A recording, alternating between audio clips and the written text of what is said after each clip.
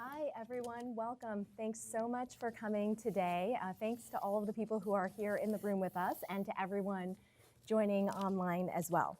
I want to give a special thank you to the Tent Partnership for Refugees for our partnership on this research, including Maya Bix, who manages their research.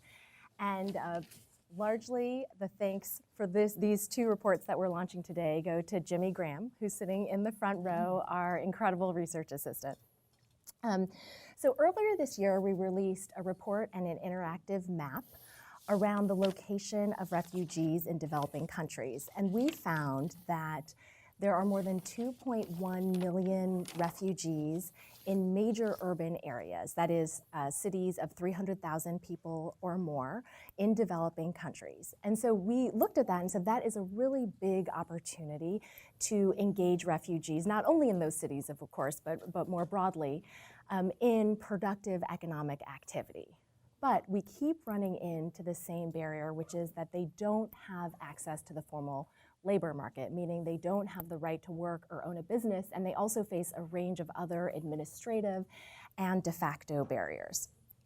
So in response, we, again, in this wonderful partnership, have started to do more research on the effects of granting formal labor market access to refugees. And today we're very excited to launch both a policy brief and a working paper on the topic. So a lot of ink has been spilled, including by some of the people sitting up on this dais, on the effects of refugees entering a country. And that has been a very productive discussion, and we'll cover a little bit of that today. But we really wanted to focus on what are the economic and fiscal effects of granting those refugees already in a country the right to work and access to the formal labor market.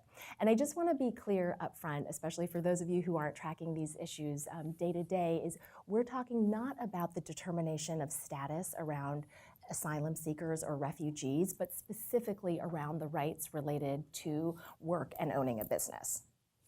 So what we find is that there are really strong benefits for refugees and hosts to enabling access to the formal labor market. And it makes sense because refugees, they can find more productive employment opportunities. That means they're earning more money, which has benefits for them and their families. It has benefits because they're more self-reliant and self-sufficient. There are benefits because they are consuming more and stimulating the economy and paying more in taxes, both directly and indirectly. So again, we'll get into some more of these benefits in the conversation, but I think it was pretty clear that these benefits are really strong, and there's this kind of unrealized potential among countries that are hosting refugees. At the same time, we do know that more research is needed. So a lot of research has happened in developed countries, and so we also wanted to shine a light on opportunities on the existing and emerging research in developing countries, but also the opportunity to do more research. So I just wanted to highlight kind of two other quick findings from the paper and then introduce our guest panelists. So one is that in implementing employment bans, governments often lead to the effects that they're trying to prevent. And so, for example, governments and policymakers are often trying to prevent, refugees from stealing jobs or from lowering wages.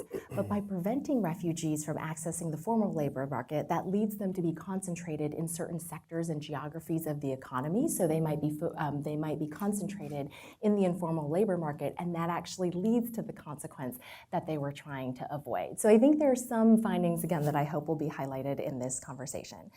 And then the final thing I wanted to say, that the title of this event really highlighted the benefits, but I do want to acknowledge that there are adjustment costs.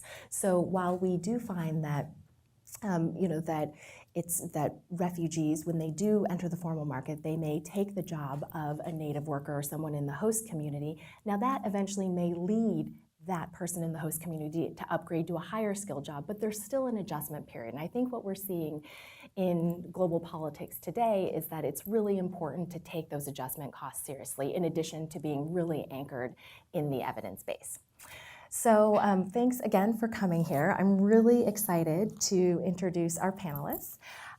My co-director here at the Center for Global Development, Michael Clemens, he is a senior fellow and co-directs the program on migration, displacement, and humanitarian policy.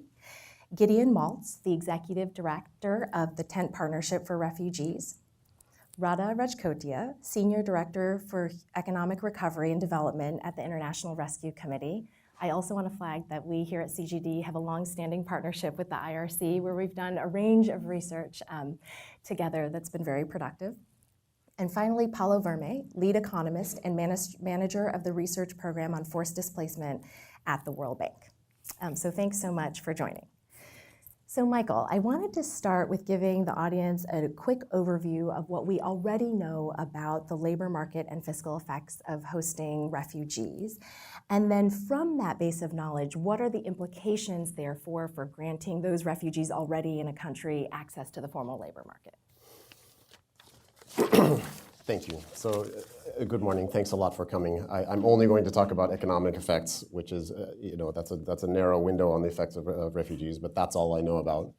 And really, when people talk about the economic effects of refugee arrivals, and particularly labor market access on other people, I find that they have one of two images in their minds, that refugees are kind of like a rock or they're kind of like a spark. That is, either they take up space, they take employment, they take benefits, or they spark other kinds of economic activity and fiscal benefits for people in many other ways, by specializing in things that natives don't specialize in, by stimulating demands for goods and services made by natives, by starting businesses that not just employ natives, but create opportunities for natives to specialize, and other indirect effects. The thing about these things is that they're both right. It's not that one is wrong and the other is correct. People arriving in a labor market take employment there, and refugees often take all kinds of benefits, both national and international. And they also contribute. And when people say, well, it just stands to reason that wages would go down, well, no, it doesn't stand to reason. And if the economists in your life are telling you that stands to reason, you need to talk to other economists, because what stands to reason is that it's quite complex, and that the answer is best sought in historical experience. This is something that's been realized for a long time.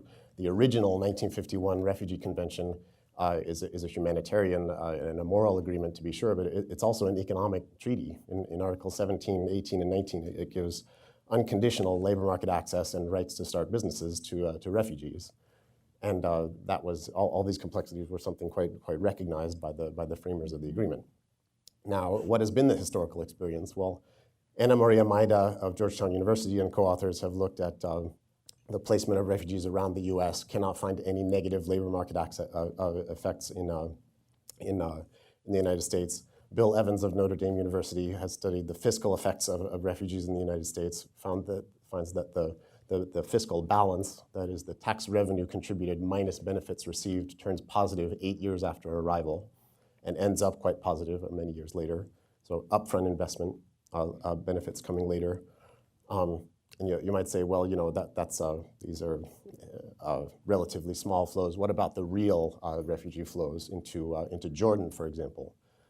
In 2015, 1.3 million Syrians in a country of 6.6 million people.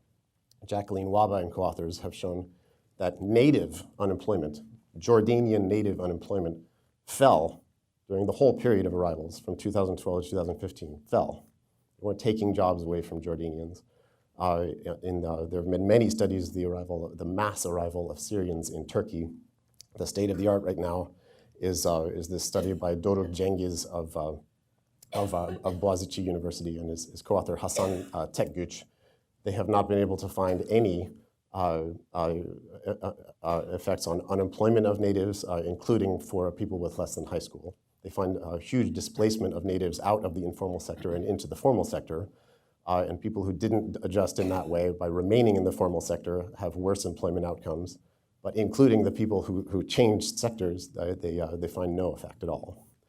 And I'm not actually answering the question you asked, which is about labor market access. But what I want to point out is that this is intimately related to labor market access. Why?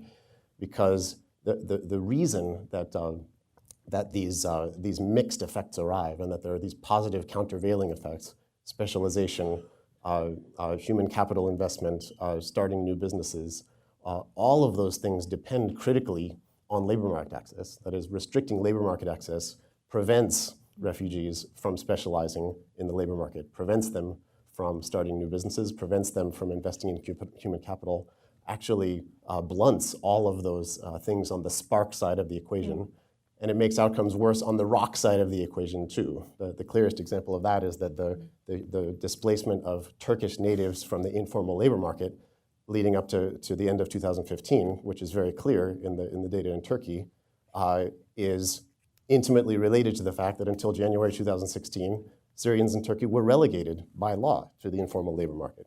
That's a product of policy, and that's just one of 50 examples that we could go through of how the labor market access changes the balance between rock and spark.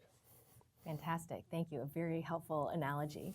So Paulo, I know the World Bank, especially in recent years, has ramped up research in this area. So wondering kind of what are some of the highlight findings kind of on both of the parts of the equation, that Michael talked about, the general labor market and economic effects of hosting refugee inflows and, the implications in terms of granting labor market access.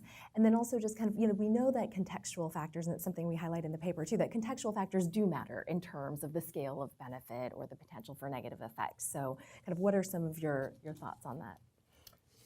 Yeah, thank you very much also for the invitation. It is a pleasure to be back here at the Center for Global Development.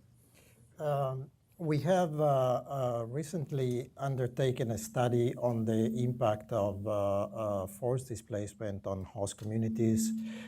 This is a study that looked at 46 different papers, 742 results.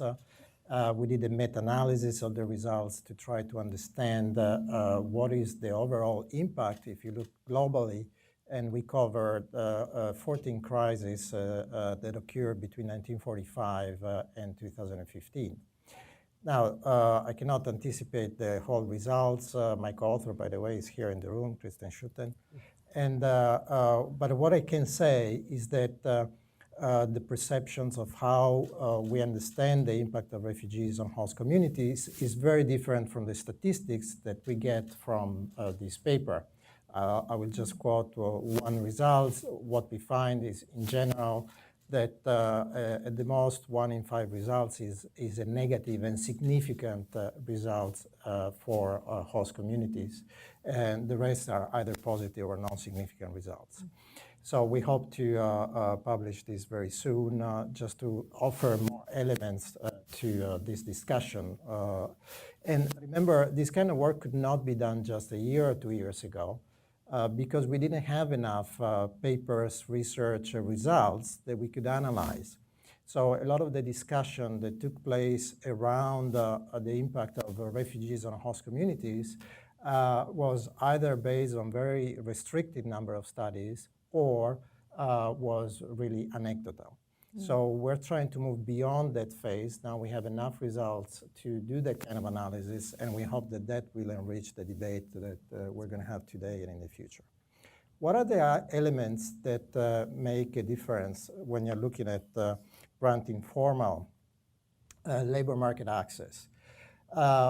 I would say at least 4 elements that can be thought of as structural and dynamic in the country that hosts refugees.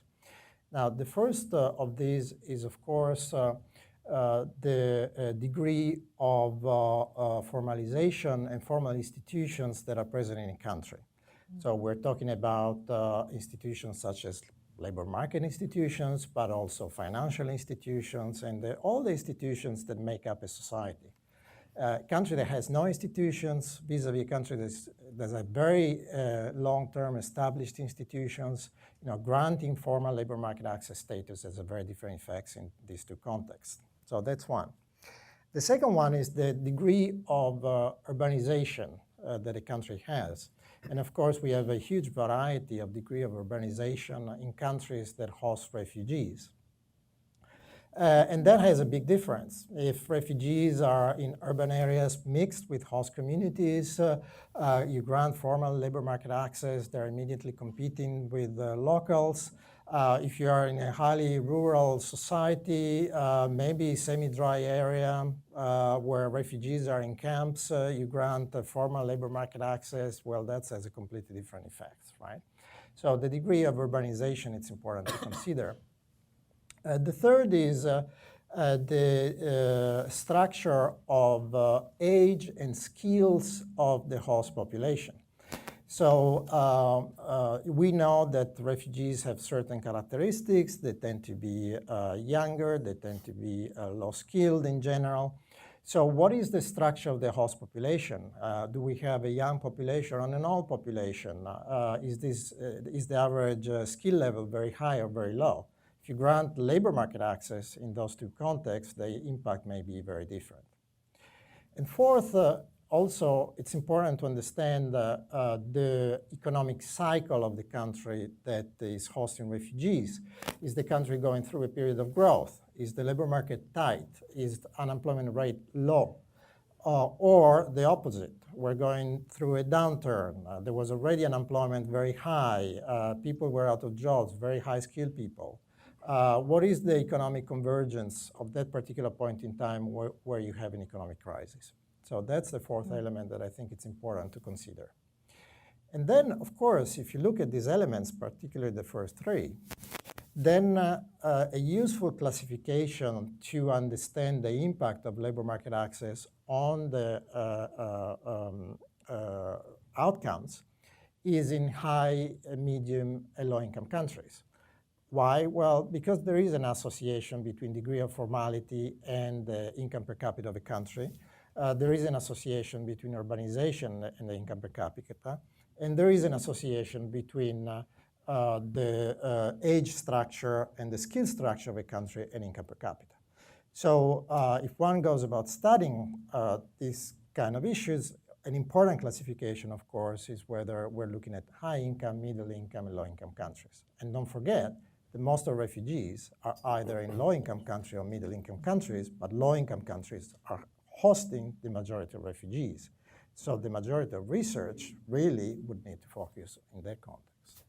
Great, thank you. And that's an important reminder that 85% of refugees live in low and middle income countries. And so that is also one of the motivating reasons that we focus so much of our research there. I did forget to mention, if you're watching online and you want to ask a question, please tweet, join Facebook, and on Twitter, we're at #CGDTalks. I also want to provide a shout out to Kirsten Schultler, who is a reviewer on this paper that we're releasing today. So thanks so much.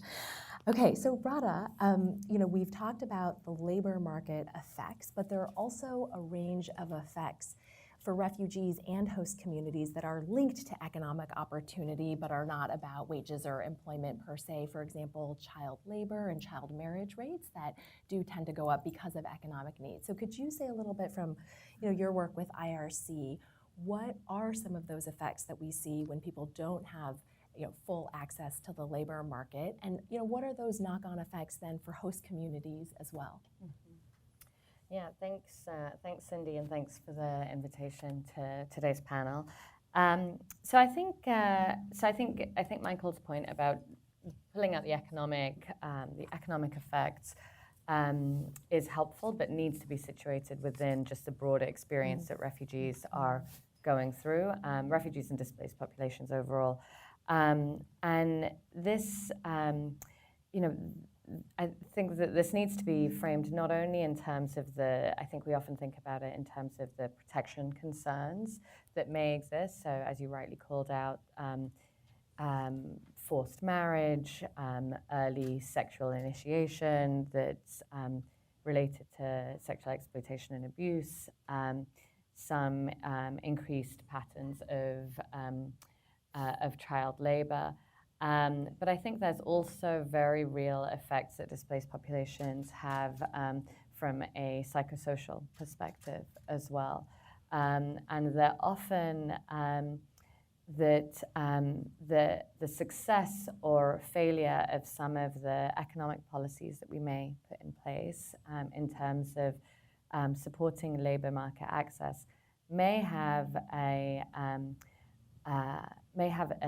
need and an incentive that's driven by both the economic outcome and a protection concern, but will likely succeed or fail based on how the psychosocial status is of those populations. So an example I would give is, some of the research that we did in Jordan following the introduction of the Jordan Compact and the establishment of the special economic zones there. And some of the very real concerns that refugees had were around just distance from home and travel time. And this is something we've had in Kenya with Somali refugees. And it's not just about the fears, the protection, the real protection fears of harassment or violence that they may face en route to journey or the expense of traveling, because those are somewhat solvable, right? We can provide travel stipends. We can provide, we can do some awareness work with local law enforcement. But what we can, or what is harder to solve for, is whether people feel able to actually leave family members behind after going through a traumatic experience.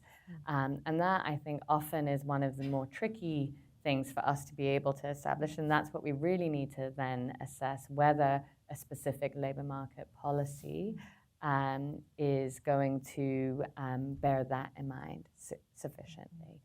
I think in terms of the other effects that we see, though, there's a great deal of difference if we're thinking about short-term versus long-term consequences. So people, I would say, with or without the introduction of more integrated and friendly labor market policies, the economic needs are often dire, and these are particularly acute in those initial stages of displacement. And then hopefully we see that they adjust somewhat through informal mechanisms, and that there are opportunities then for people to become more self-reliant while still being somewhat exposed to some protection concerns. But the idea, at least in theory, is that would reduce somewhat. I do think that this paper is a really important contribution, though, in terms of making us providing some real impetus towards more robustly addressing some of those real protection concerns. So. Yeah, thank you. And you make a really important point that a lot of those economic needs are there regardless of access to the formal labor market, which means that a lot of people are working already. And I think that's something that's not fully appreciated. So how can, it seems like there might be this possibility for a win-win where it's both about increasing economic contribution and increasing the protections that are available to refugees. Yeah, and I would say, I think the point, the critical point is, there is going to be in many of the, and we've seen this through many experiences, that many host populations are not working and operating in the formal market. And there's a reason for that. And I think, Paolo, your points around the availability of institutions, what the policies look like, do they want to be on the radar of tax authorities? Is there a real incentive and benefit there? That's a real question for host communities. So when we're thinking about that for populations who have potentially slightly less trust with the government, we need to really critically evaluate not just whether the introduction of labor market access is good. I think we could probably agree on that. But what does it look like? What does the actual policy look like? How is it introduced? What does it mean in terms of the paper trail that it creates and the data history that it creates around individuals, and the other kind of legal or policy, legal barriers or regulations that might fall out from that. Right, and as you're saying, also incentives, not just for kind of what is the protection regime for refugees, but as you said, also for host communities. So kind of what does that broader policy package look like? Okay, so that will be a topic also for the next section of our discussion as well. So Gideon, in terms of the potential upside, one of them would be engaging with companies that are formal. So that could be a local company that's larger, it could be a regional company or a global business. So what do you see as some of the potential new opportunities that would be made available to refugees who do have formal labor market access?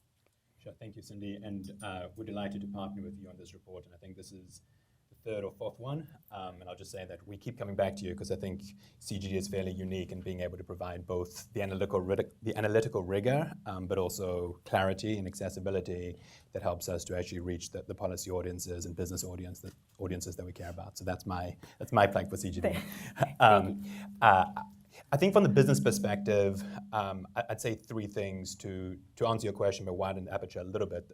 The first is that I think there is a real concern from businesses about countries where refugees are shut out of the labor market, precisely because it does lead to a significant upswing in very abusive labor conditions and child labor. And so in Turkey, where that happened, it was clothing brands that were a force in pushing the government of Turkey to help allow for work permits. In places like Malaysia, where the increase in child labor has actually led Malaysia to be downgraded in the State Department's Trafficking in Persons report, that has created real concerns among businesses that source from there. So even short of businesses actually hiring refugees, I think there are real quiet concerns about the countries where refugees are pushed into abusive jobs and child labor. The second is that I think especially in some of the middle-income countries that host significant refugee populations, there are often labor shortages in some of the less desirable entry-level jobs in manufacturing. And so we hear again and again that Turkish factories are struggling to find Turkish citizens that want to work in those jobs. In Jordan, there's very, very few Jordanians that want to work in the garment sector. It's almost all migrants from South Asia that take those jobs. In Malaysia, they're heavily reliant on legal and illegal labor from other countries.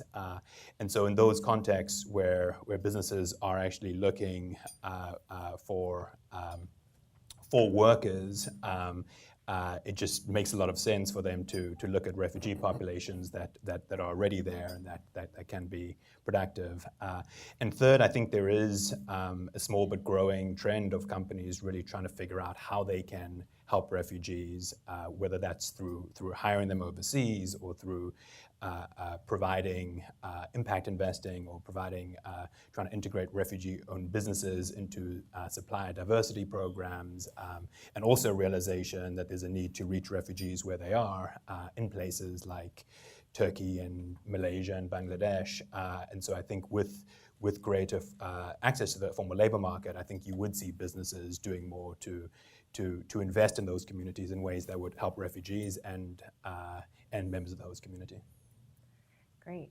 And so now I want to shift the conversation to kind of some, we already started getting into this topic a bit, into what are the supportive policies that can help, what are the specific policies and models that can, again, make the most of the potential contribution and mitigate any potential costs to granting refugees greater access to the formal labor market. So Michael, earlier this year, we released a paper with Jimmy and Kate Goff here at CGD called Migration is What You Make It. And the motivating rationale for that is that, as you were already indicating, that it's not like there are effects that happen. They're all shaped by policies.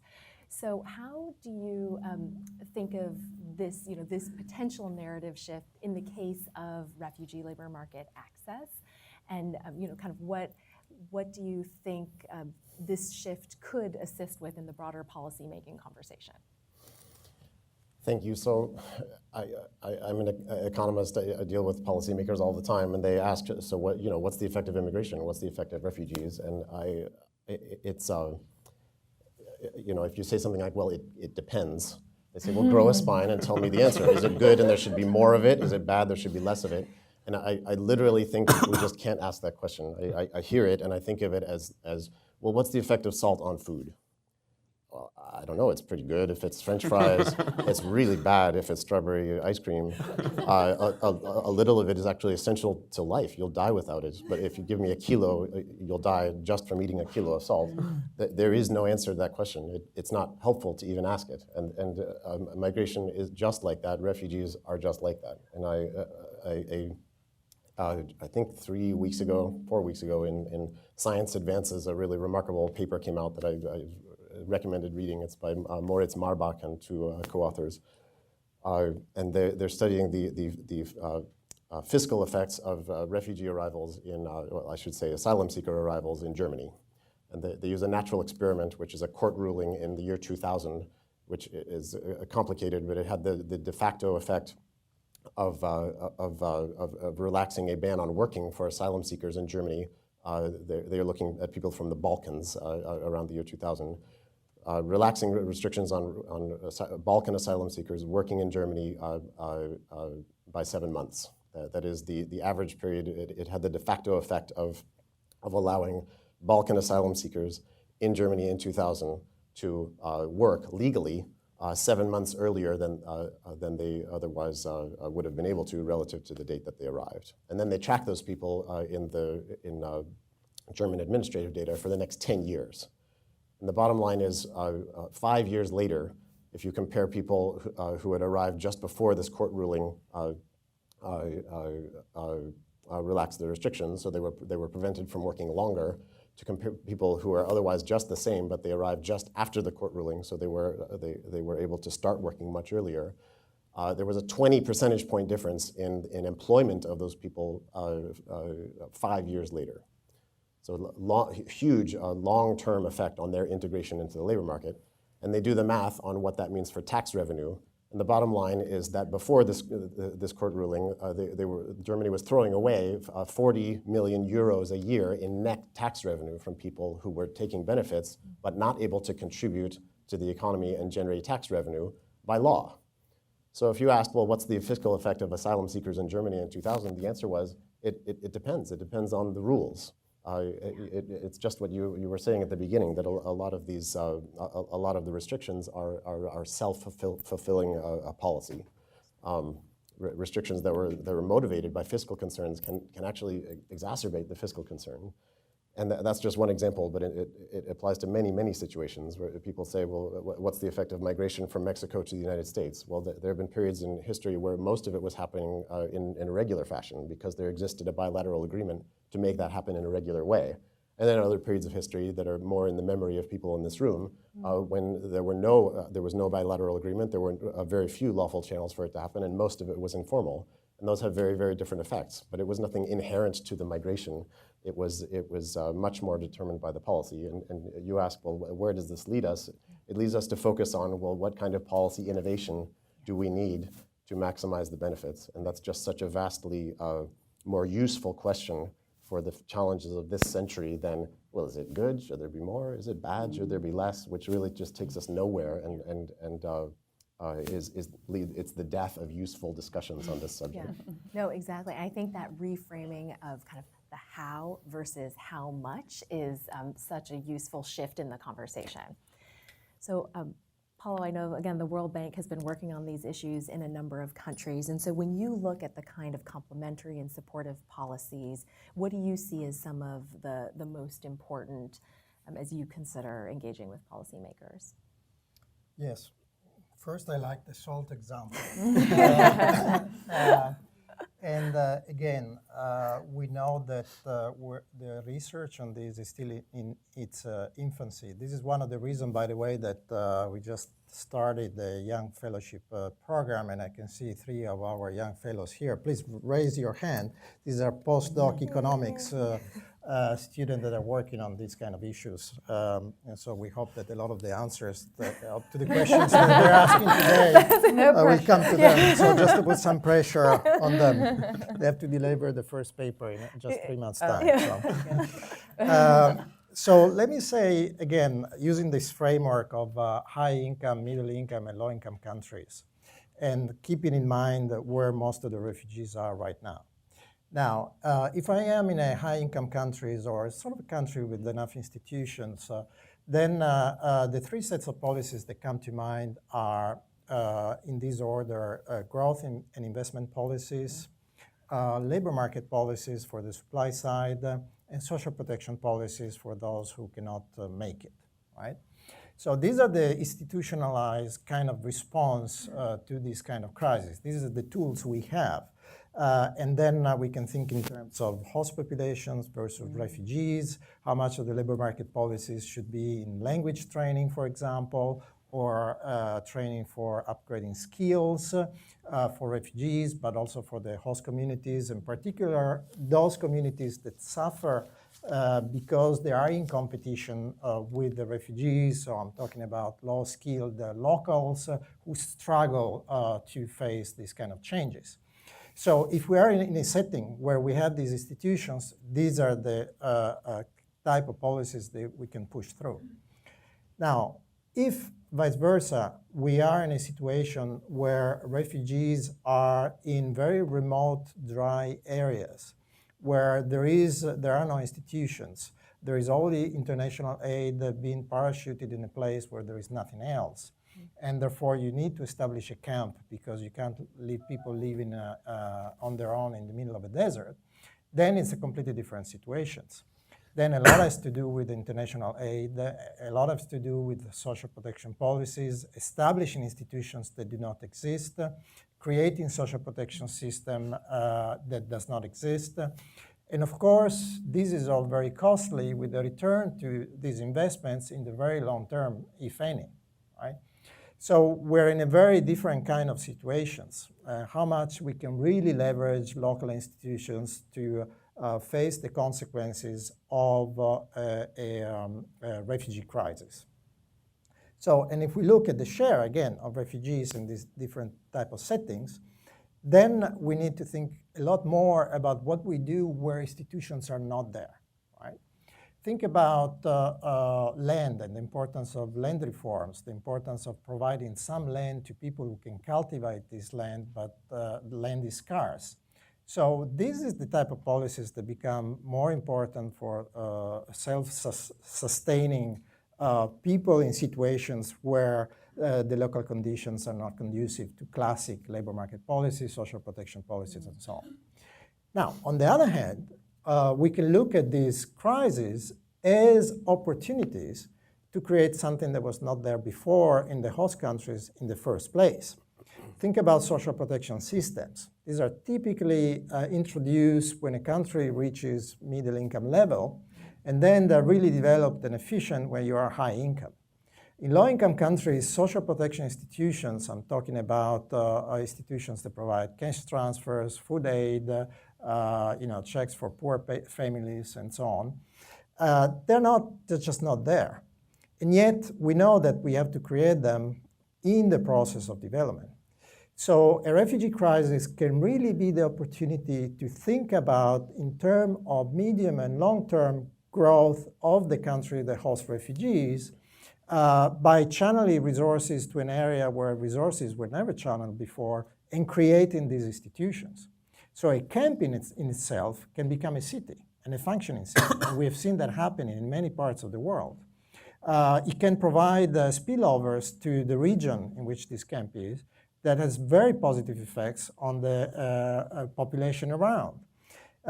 It can bring the construction of roads, the installation of electricity stations, of water pumping facilities, and so on and so forth.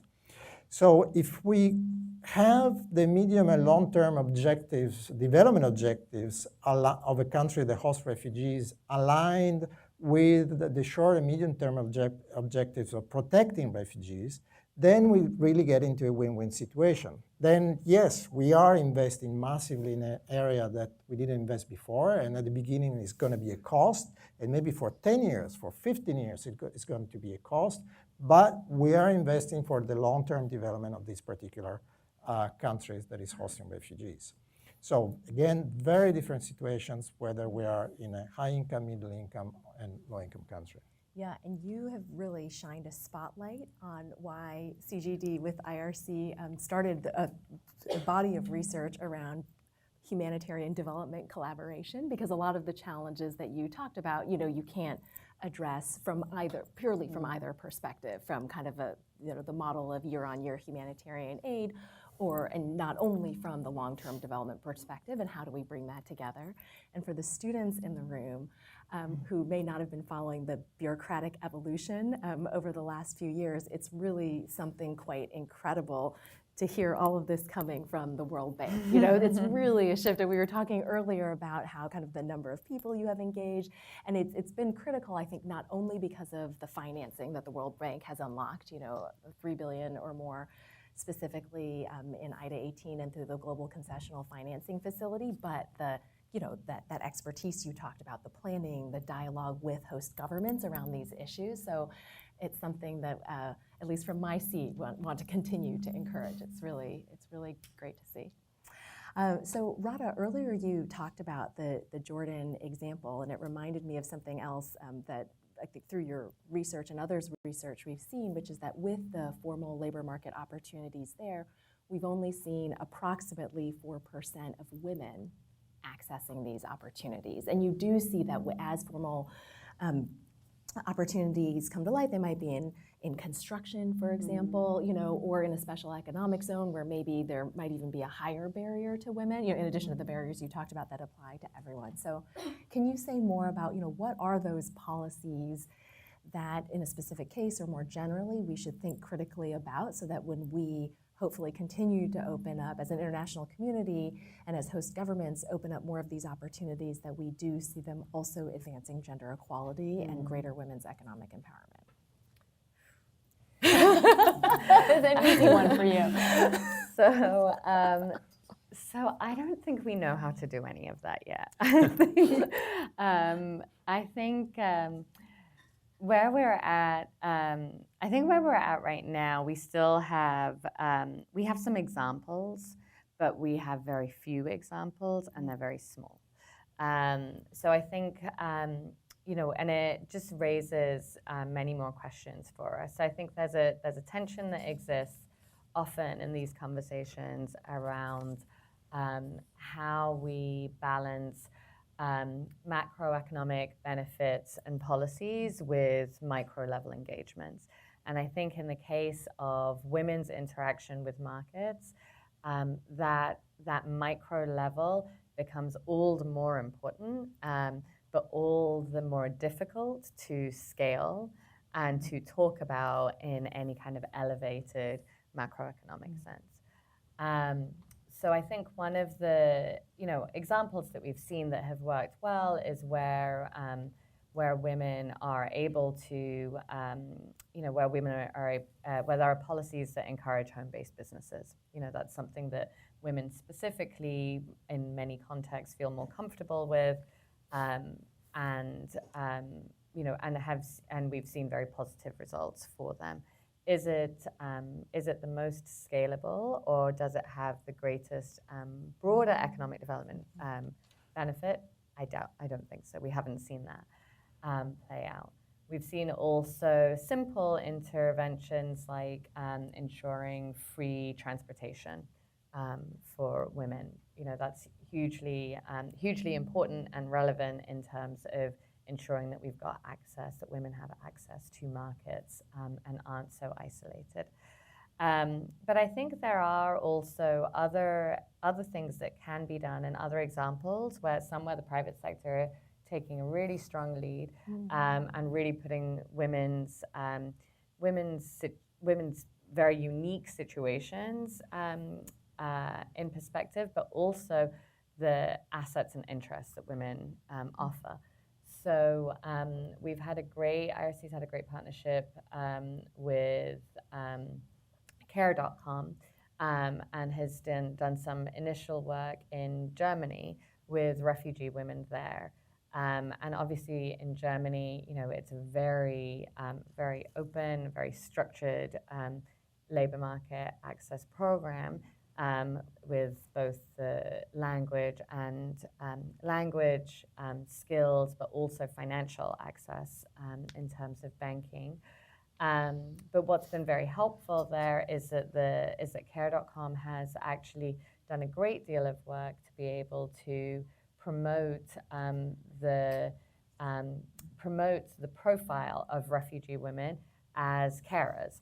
So we know that many, refugee women are quite happy and comfortable in that context, engaging in childcare, elder care. And so, but what the study that Care.com led showed was that there was still distrust amongst German families in terms of inviting refugee women into their homes. And so while we had a program with them to help train and upskill women to be able to enter the care market there, they, Care.com went out on their own and also developed a great media campaign that then promoted the profile of refugee women so that there was less of a perception problem, to try and deal with the perception problem there. So I think in terms of the policies that could be introduced, I think that there are certainly those at macro and micro level. I think there's also just engagements and interventions that companies can make. I think one of the biggest potentially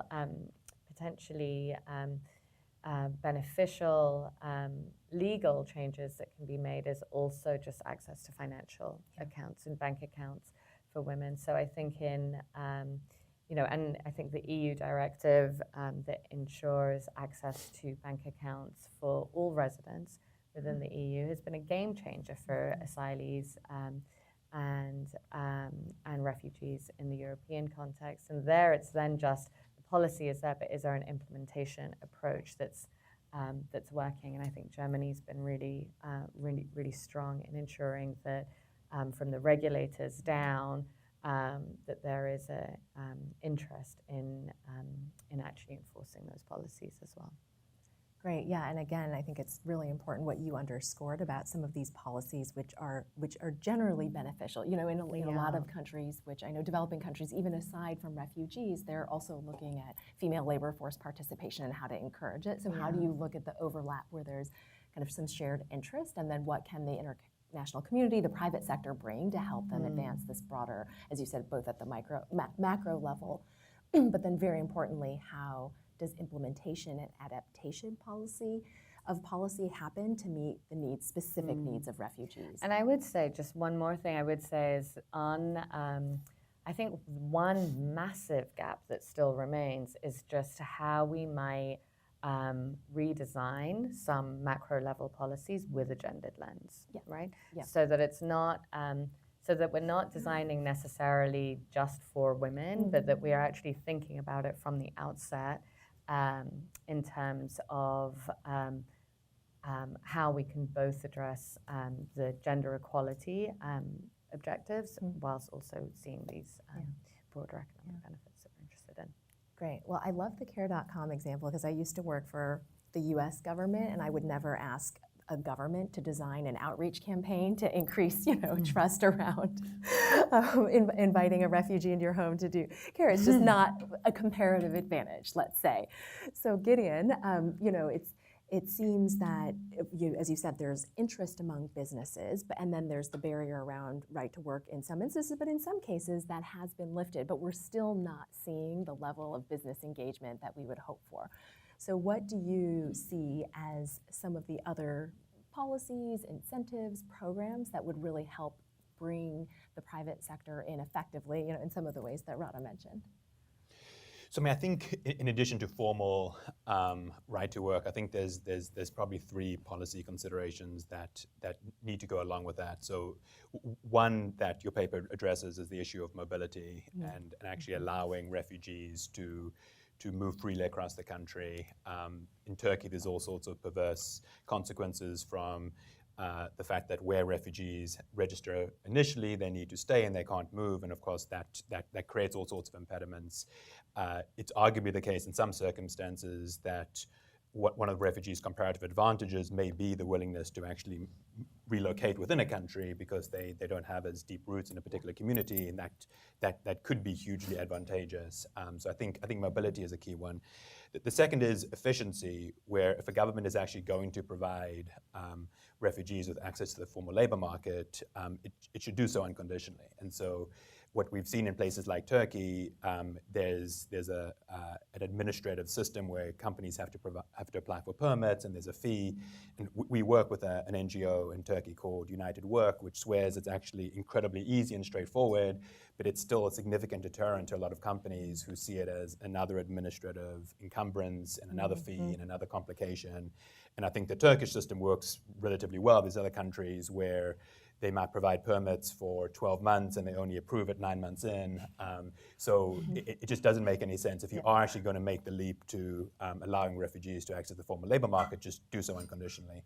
And the third is making sure that once refugees have those rights, that they actually have the full slate of worker and social protection rights that citizens have, because the very last thing you want to have is sort of floor managers having to keep track of who's a refugee and who's a local in the floor, and often that differentiation in terms of rights can have all sorts of perverse consequences, that if refugees aren't protected in the same way in terms of overtime, businesses may have an incentive to have them work later, which actually then creates social tensions with non-refugee workers. So once you let them work on the formal labor market, just make sure that they're subject to all the same rights and responsibilities. Okay, great. Well, I wanted to turn to the audience for questions. I hope you'll ask some tough questions about the political economy of how do we get from here to there, because I didn't have time for the set of questions I had on that topic. But no, feel free to ask anything across your range of interests. Yeah. Thank you. Is this, yeah, it's on. I have a couple of questions. My name's Rachel. I've been working alongside and with refugees and immigrant communities from Bangkok to Portland to Denver to Baltimore over many years. So I'm interested in how, in what you all would like to see happen ideally out of the upcoming meetings in Morocco, and especially with, this question may be more directed toward Gideon, with new private sector partnerships. Is there any potential for companies like Struby's, the Dutch company that is committed to hiring 1,000 refugees in Lancaster, Pennsylvania, for example? Is this any type of partnership that can help elevate or escalate government labor practices and mobility for refugees in Turkey, for example? What is that nexus? And what would you all like to see happen from upcoming meetings in Morocco, ideally? Thank you. Okay, great. Yes, a reminder to please say your name, thank you, and affiliation. Maybe we'll take 2 or 3 questions and then have the panelists answer. I think we had a question up here. Hi, my name is Jacqueline Pavlin. I used to work for a humanitarian refugee agency, and now I'm doing my PhD in economics at Georgetown, focused on forced migration and labor market outcomes, so this is perfect. I guess my question is, Michael, you were referring to that paper about employment bans with Balkans refugees arriving in Germany, and I guess why the focus on formal refugees with already recognized status? Because a lot of the focus in the literature, I guess, and is on asylum seekers. And if you already have skill deterioration, over time out of the labor market, and the focus is often on, getting people into the labor market as early as possible, and you see labor market outcomes deteriorate with time out of the labor market, why the focus on formal refugees when so much of the influx into labor markets is asylum seekers? And that seems like a huge barrier that is kind of often overlooked. So if we're looking to inform policy, why not start there, I guess? Okay, great. Yeah, and one other question. Hi, my name is Mohammed Karim. I'm a consultant at the World Bank. My question is to Paulo. You spoke about how policies towards refugees, especially in the midst of like forced displacement has to take stock of growth, investment policy, social protection, and labor market institutions. My question to you is there scope for multilaterals to consult governments to craft policies that take into stock, the local context, the local institutions in place, so it's not about just providing short-term fixes, but taking stock of the actual labor needs of the market, and taking a more integrated approach to policies that take into account like the urban settings, the political economy, the educational system, public health services, and so forth, rather than a more humanitarian approach to just dropping assistance. Thank you. Okay, great. 3 fantastic questions. Just as a refresher, a question on what the potential is around. So for those who don't know, the meetings in Marrakesh are around the Global Compact for migration, and then there's also the Global Compact on refugees that's coming up. So, especially around private sector engagement, what do we see as some lessons? Why focus on refugees? There's a whole group of asylum seekers, and if there is this deterioration of upside potential over time, should we focus more on asylum seekers? And then finally, what are the opportunities to integrate analysis with some longer term assessments? And I think what's really important, when we've looked at some livelihoods programs in the past that were done by humanitarians, it is true that a lot of them were not matched with labor needs, longer term labor need assessments, and it was about kind of getting refugees to work. So I think it's a really interesting question. So Gideon, can I start with you? Sure. So on the question of sort of the role of the business community working with the UN, I think on the sort of broader issue of trying to bring the business community into the refugee space to do more to deliver services and hire refugees, I think there certainly needs to be, and I think it is a valuable partnership with the UN. On the issue of the business community advocating with governments to encourage them to let refugees have access to the formal labor market, I sort of shrink in horror at the idea of a UN-managed business advocacy effort, because you sort of think about comparative advantage, and businesses know how to shift government policies. I think they probably know how to do that better than pretty much any other institutional actor. So the issue is identifying a worthy goal and then channeling them in a productive direction. I think the UN being too close involved in that would just be detrimental, because they face all sorts of political constraints in what they can do when member states are essentially their clients, and they I think do incredible work behind the scenes, but they obviously cannot be too public about it. So I think when it comes to business advocacy, identifying worthy goals, but then letting business do their thing in terms of actually putting pressure on governments, I think is probably the most effective route. Michael. Yes, so it's Rachel asked about Marrakesh in December. What I want to see there is innovation. And what has really struck me about the whole Global Compact on migration, which I've followed much more closely than the Global Compact on refugees, what's really striking is the stark conflict between the rhetoric and participation, like Stephen Miller pulling the United States out of the whole compact last December, or some of the recommendations, like we should be collecting better data, which is great, and the reality, which is that there is going to be just enormously increased migration pressure in the future.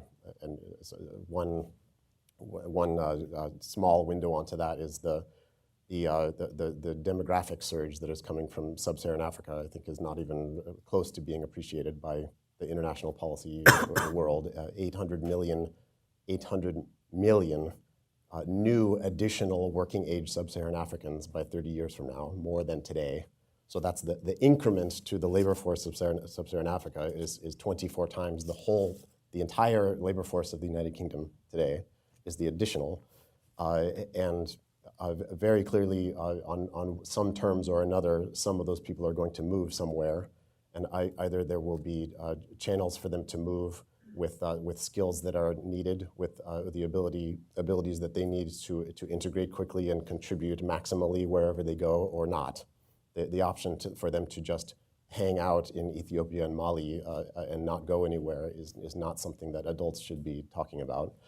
The bottom line being that it has not been feasible in that whole negotiation process to even say the word there should be more lawful migration pathways. That's not in the document, and I understand that the climate, the political climate, is not amenable to that in the nicest possible words that I could put it.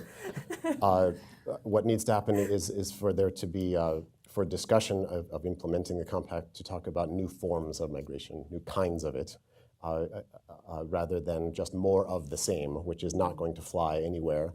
And one specific one that we've talked about and that we originated here at CGD and is actually in the Global Compact on Migration, officially endorsed, is one called Global Skill Partnerships, which is basically destination countries partnering with origin countries, including in situations of forced displacement, to give potential migrants skills that are needed at the destination before they go, so that they can arrive and immediately integrate, immediately contribute in ways that are mutually beneficial for everybody at a cost savings relative to all of the alternatives.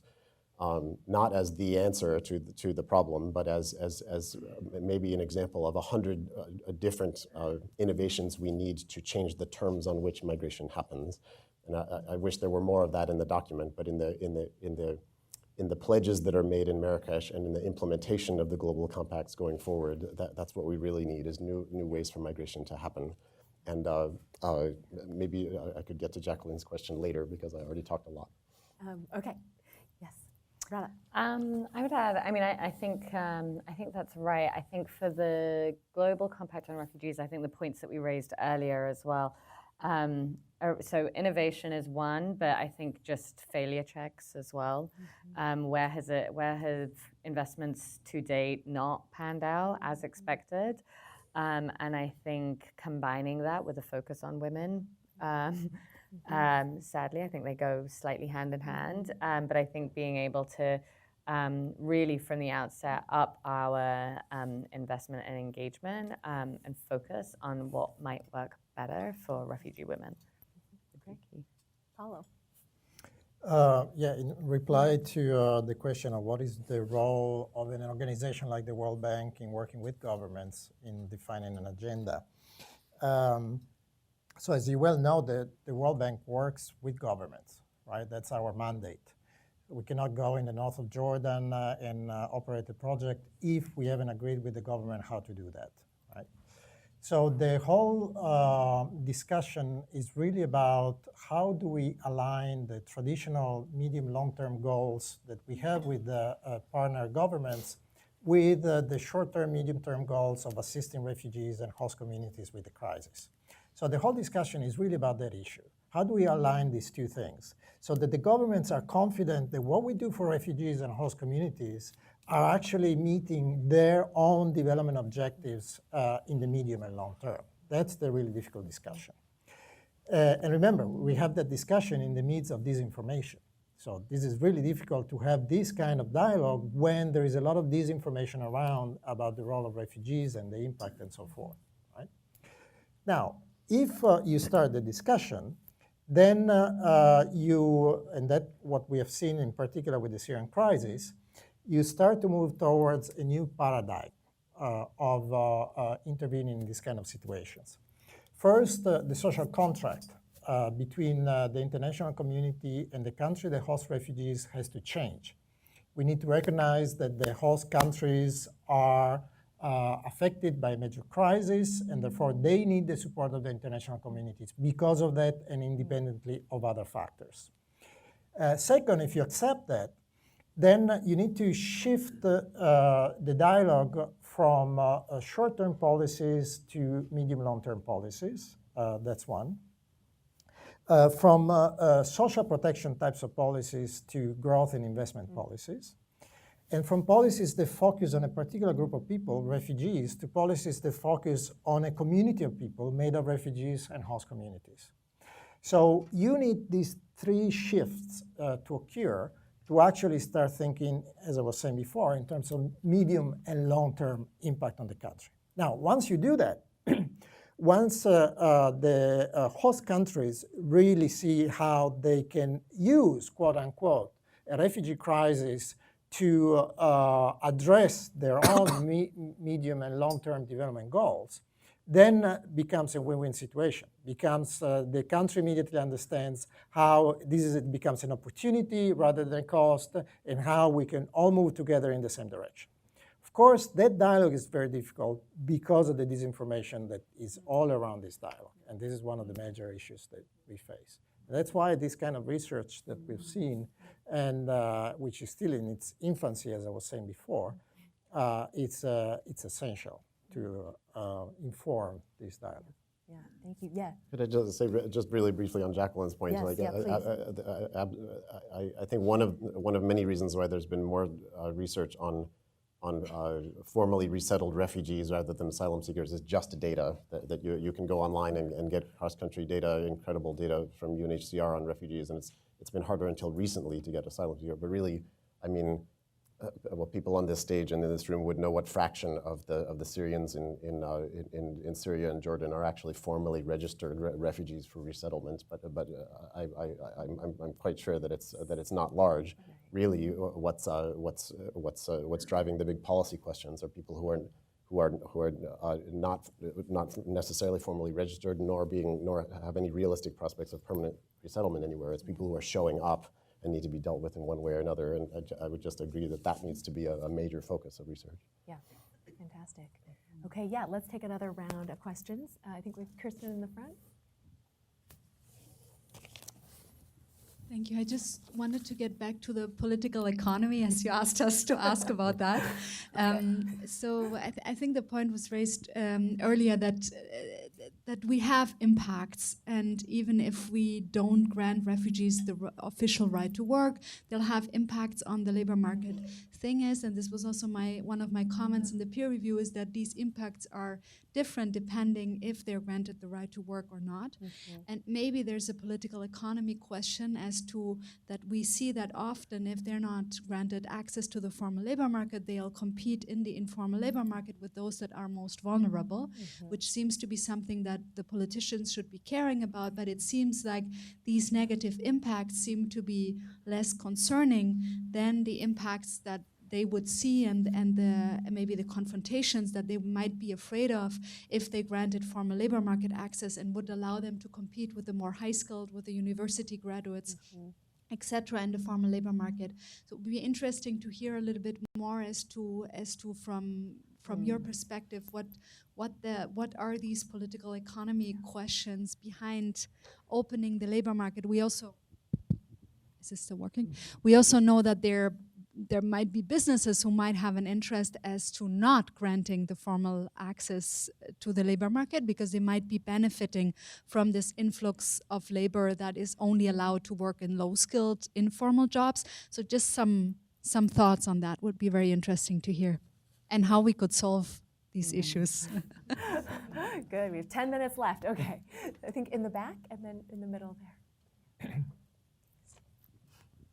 Thank you. My name is Dennis Dutre, and I'm an alum of everything. CGD, the World Bank, and many other things. I'm currently working in Kazakhstan at Nazarbayev University. I have a broader question which you can choose to ignore, but I'm curious. It's mainly for Cindy and Michael. I came here not sure whether I'd be early or late, so I brought a book to read. It's a book by the Rand Corporation, which is also one of my former organizations, called Truth Decay. And the premise is that we live in a world where facts are disputed and facts play very little role in the debate. How is the policy, how does a place like CGD remain relevant in this environment? I mean, this is a room full of believers. We're policy people, okay? We accept facts, we like good research, and that's why what CGD does. But neither our administration nor many people on the street care. And so I want to know how you're staying relevant in this environment. I think it's fundamental to my future, my kids' future, my grandkids' future. So I'm counting on you guys to come up with an answer. Thanks. Okay, we're ending with the easy ones. Okay, I think there's a question. Yeah. Hi, I'm Adrienne Villani, and I work at Internews on our Humanitarian portfolio. And I'm very interested in this question of disinformation, because that's kind of what we do on a daily basis in humanitarian situations, working with refugees and host communities on kind of access to information, but also our work is increasingly around rumors and misconceptions. And I hear a lot of this conversation is at the policy levels, particularly early on, where we were talking kind of from the comments on the panels, but what do you see as some of the solutions around this idea of disinformation or facts not being facts, as was just mentioned, and what are some of the solutions that are much more community focused and on for the affected populations themselves who are kind of living this on a daily basis? Great, and then we have a related question from Twitter around what is the political receptivity of this discourse around economic integration in the US, EU, and other hosting countries and origin states. So, so we had several questions around political economy when it's the people who are kind of most vulnerable, who are being harmed. Does that mean that the political economy is less conducive to addressing them? The issues in the way we discussed, truth decay, disinformation, and political receptivity around this discourse. So anyone want to volunteer to start? Okay, Gideon. Yeah, maybe just to make 3 points. The first is on the question around sort of the proposition that governments seem to be less attentive to those who are most vulnerable. That definitely does seem to be the case in our experience as well. Now, so I think of Jordan, where the Jordanian government has gone a long way towards allowing refugees to work, but the restricted sectors are the most high-skilled ones, and it's doctors, it's nurses, it's IT, precisely the areas where you would think from an economic perspective, the refugees with the highest skills would actually add the greatest value, but those are also the ones that are most politically connected, and those are the ones who have most explicitly been restricted. So that definitely does seem to be a lot of what's going on. Number two, and this is just a point that Cindy and I were chatting about before we came in, I think part of the challenge, and this reminds me of trade as well, is that the individuals that lose do so immediately and in a way that they can very easily pinpoint that refugees, took their job. Refugees are selling that food on the street, and now they are earning less. But the people who benefit do so in a much more diffuse way, in ways that they may not even always appreciate, that they are selling more services because they have more refugee customers, or because of various knock-on effects. And so it sort of there's an asymmetry, even if on balance the local community is actually coming out ahead. There's an asymmetry between those who are losing and those who are sort of coming out ahead in ways that politicize it. And so I don't know if there's an easy solution for that any more than there's an easy solution on the sort of trade side. But I think that is one way to think about the challenge. And then the third issue in terms of sort of how do we what's the political receptivity? How do we actually make the factual case? There is sort of an interesting, disturbing trend where it is actually the least democratic governments that are the most insulated from political pressures, that have been the most clear-sighted about the economic, and an issue we haven't talked about today, but is also very pertinent to security issues, because obviously having a population of sort of young men that are permanently disenfranchised and alienated presents all sorts of long-term security threats.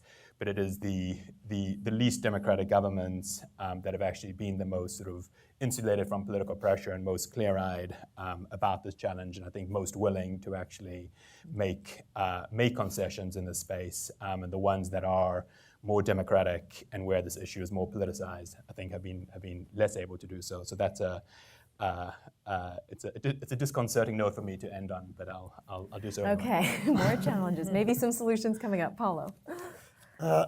Yes, since I raised the word disinformation, then I have to address the two questions that were related to that.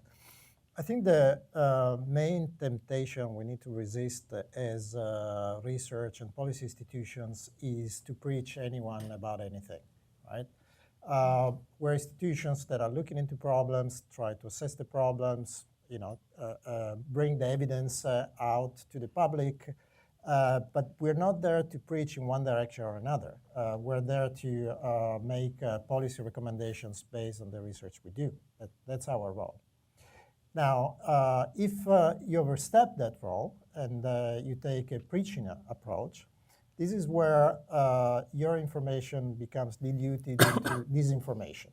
So this is the really difficult step that we are confronted with and that we need to stay away from, preaching. Now, if we do that, then say the study that I mentioned at the beginning of this talk on the impact of refugees on host communities and overall the small role of the negative effect. Now, what should I do with that? How should I exploit that information for policy? Well, if things are good, there is nothing we need to worry about. But we do have a group of people that when you count them, there are actually hundreds of thousands of millions of people who have negative effects and who will be affected by a refugee crisis, who will lose their job. Maybe they will have to move elsewhere. So our role is really to put our lens over where the problems are and try not to throw everything away if most of the effects are positive, but try to focus on where the negative effects are and see how to address those negative effects in the midst of a positive, overall positive effects, right? So that's the very difficult role. So avoiding to use the positive outcomes to say that we don't have a problem, doing that kind of process is very dangerous. What we need to do is actually focus on where the problems are, and the problems exist. So this is where we're trying to focus our attention on, and if we do address the real problems that we are able to measure, then the rest becomes much more manageable. And of course, we should try to do that without really preaching anyone, because we're not the victims. The victims are in the countries that host refugees. Mm-hmm. Michael. So it's great to see Dennis again, and I just want to pick his question. An uncharismatic economist is the very last person to address that question of how to have political influence in this time. But I do want to point out that truth decay is nothing new in U.S. history, and there are episodes of U.S. history that we could look back on for inspiration. One of the parts of the paper and brief that we're releasing today that I would really like to highlight and urge people to think about and ponder for inspiration and innovation is that we argue that a lot of refugee policy needs to be directed at natives, period. And many of the recommendations at the end of the report are things that if you took a step back and didn't know what it was, if you cut it out and didn't know what it was about, you might not recognize that they are refugee policy. So I'm thinking, for the historical example, I'm thinking of the Chinese Exclusion Act. So why did the US, with immaterial exceptions, bar all Chinese immigration for 83 years, starting in 1882? There's a lot of historical analysis of it. One of the biggest reasons is that in 1873, there was a big financial crisis. A major bank, J. Cook and Company, collapsed. It set off by far the longest economic depression in US history. And when that hit California, that started a lot of labor agitation. It became a cause célèbre, a bipartisan, so that here in Washington, people across the political spectrum could acquire power and get a lot of influence by espousing this cause of barring all Chinese immigration. Not because the Chinese had anything to do with the financial crisis of 1873. They had nothing to do with it whatsoever, but it created the grounds on which people of no integrity, no honesty, no character could acquire power by leveraging that. In September 2008, we had the collapse of a major bank, which set off a major recession, and 9 years later, just like the 9-year time span between 1873 and 1882, 9 years later, there was Steve Bannon in the White House, a man whose website had pushed for, among other things, for a candidate, Paul Nehlen, who advocated deporting all Muslims from the United States. Now, the Muslims in the United States did not have anything to do with the financial crisis of 2008, but it created conditions under which people who were willing to go that low could acquire power. And if we think about the things that will be effective in building the really long-term constituency, and here I'm really talking about a generational effort, because it took many generations to reverse the crime of Chinese exclusion. It certainly didn't happen by the arrival of pin-headed economists saying, well, look, imagine Cindy Huang. I mean, she'll be great for the economy. And she's really just a nice person, too. She's nothing like this image that you're being told about of tuberculosis and pushing down wages and non-integration and all that stuff. And that's actually kind of because of Chinese exclusion anyway. Those arguments had no force whatsoever in the 1880s or the 1890s or 30 years later. But something did undo Chinese exclusion, and this is arguable, but I would argue it's because of major institution building to prevent some of the anger and anxiety that led people to take out their frustrations on Chinese. So I'm talking about mass education, I'm talking about bankruptcy law, I'm talking about a lot of social institutions that did not exist, the absence of which fosters not negative impacts of Chinese people, but the festering anger and especially point-wise outbursts of anger that create the conditions in which people who scapegoat can be very influential. We're living through that right now. I think it reflects the absence of a set of institutions that is different from the ones that were missing in the 1880s, but which need to be built in the long term. And I think it can be inspirational. One, that constructing narratives in the face of obvious facts is not something new at all, but that it can be overcome with the caveat that it is certainly not through an innovation in the Global Compact for Migration that is going to do that. It's a very, very long-term process, and that is that is at the heart of refugee policy. In that we are living through an area where refugee admissions to the United States are being disemboweled, down 75% from 2 fiscal years ago. Showing the vulnerability of the whole worldwide refugee system to a failure to blunt the conditions under which demagogues can attack these things. And I think we need to consider that much broader effort as part and parcel of refugee policy. And it's not a large part of the report, but I think it's one that should be food for thought. Yeah, fantastic. Yeah, Radha. Yeah. So Michael had said earlier that he was not feeling so optimistic, but that was surprisingly optimistic. Long term.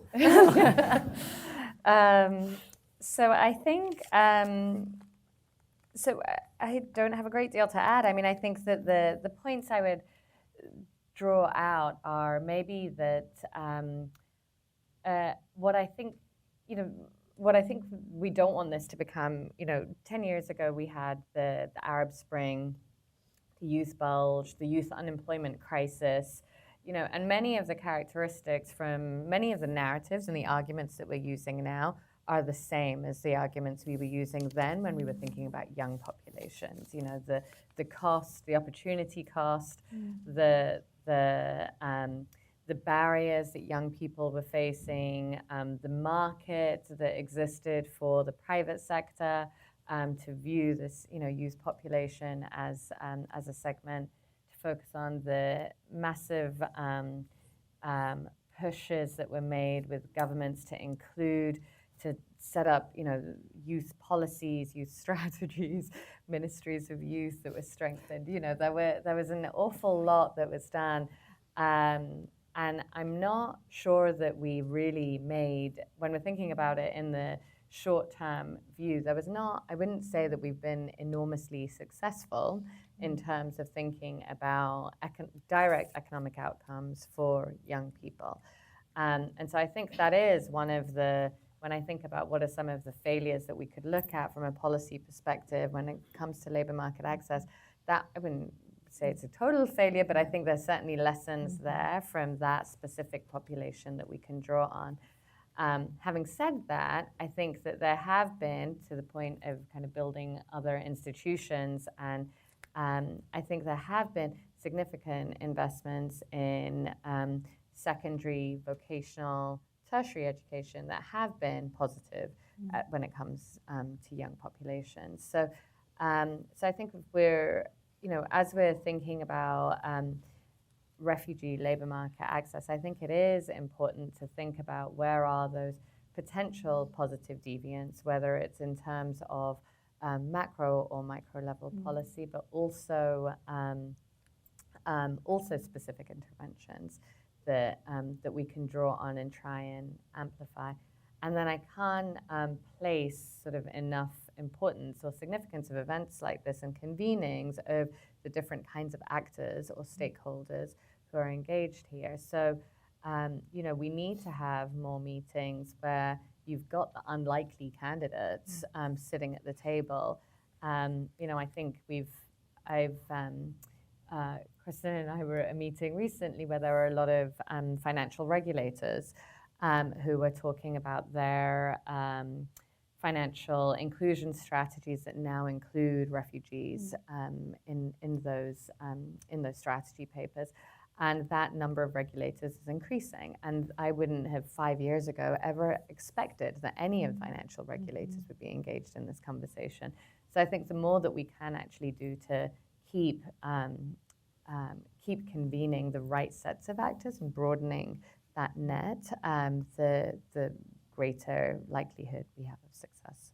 Yeah, great. So I will just close with 2 quick thoughts. Thanks for your indulgence. We got started a little bit late. So I would say I do think the time of kind of appealing to broad global institutions is there's obviously a shift in that, but I do think there's a big role for researchers in identifying what so much of what the panelists talked about in terms of how do we align incentives for mutual benefit. So whether it's the global skill partnership or the kinds of bridging the short term and longer term that Paulo and others talked about, I think there's a real role for kind of research to identify where those mutually beneficial arrangements do exist based on the evidence. So I think that's an area where I have hope. And then the second area, kind of in the meantime, I'm all in, and I want you all to be all in on generational change. I think in the meantime, kind of as we work on that, I think there's also a project of, you know, what I've always seen as a part of any kind of policy, an organization that does both research and policy outreach, is better understanding how our messages translate or don't and how they can have impact or they don't. And I think it's a combination, you know, in the working paper, we cite a few studies that show that providing people contextual information about the real percentage of immigrants or refugee in a country and the economic contributions they make, they do change perceptions. Now, the line between that and what a government does in policy making is still a little bit unclear, but I think that's really important, and that should be combined with some very interesting work by Claire Adida at UCSD and many others that are looking at how do you combine, you know, not only look at economic evidence, but also empathy and, you know, making people put themselves in other people's shoes, which is, you know, a basic, I think, exercise of humanity that, you know, some people are not pursuing now. But I think that kind of we really do have to invest in the generational change and at the same time understand there are channels probably for our evidence to have greater impact. And I don't think we're making the most of that at the moment. So with that, please join me in thanking our wonderful panelists today.